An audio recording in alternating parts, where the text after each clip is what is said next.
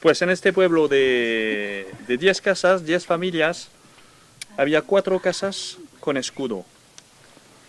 Y pues escudo, pues no tenían obligación de MIRI, pagaban menos impuestos, cosas así. Y hay otra casa interesante, es la escuela, aquí en el centro del pueblo. Chaque groupe de 2 élèves a fait le relevé d'une maison.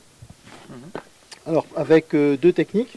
La technique de prendre des photos à pied comme ça, ou avec une perche, et aussi la technique de faire voler un drone au-dessus de la maison, pareil pour prendre des photos. Il y a des maisons encore qui ont des petits bouts de toit. Están explicando un poco cómo estaba conformado el pueblo de Bagueste y para la gente que no hemos estado aquí nunca, pues es una sorpresa ver este sitio y que se esté desarrollando este trabajo que creo que va a ser muy interesante para el futuro, para conocer cómo estaba distribuido el pueblo y cómo se vivía en aquellos años. Porque pues no había carretera, no tenían pues medios de servicios, medios de comunicaciones.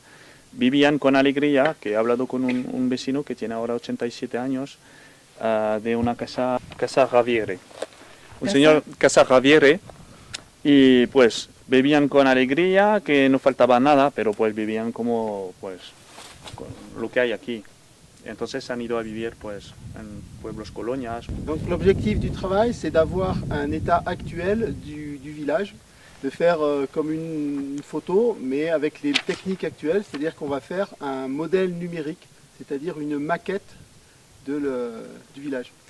Pues el objetivo del trabajo es dar un estudio hoy cómo está el pueblo, y luego se va a hacer una maqueta, un 3D del trabajo. Pour faire ça, la technique, c'est la photogrammétrie, c'est-à-dire qu'on prend des photos du terrain et des maisons, et avec ces photos et des points qui permettent d'avoir des points précis, on va dans un logiciel faire la maquette. Y con todas las fotos y coordenadas de GPS, pues luego hacen el montaje de todo este trabajo. Y van a tener como, pues sí, pues, Avec ça, on fait une maquette numérique. pues y luego se hace maqueta numérica.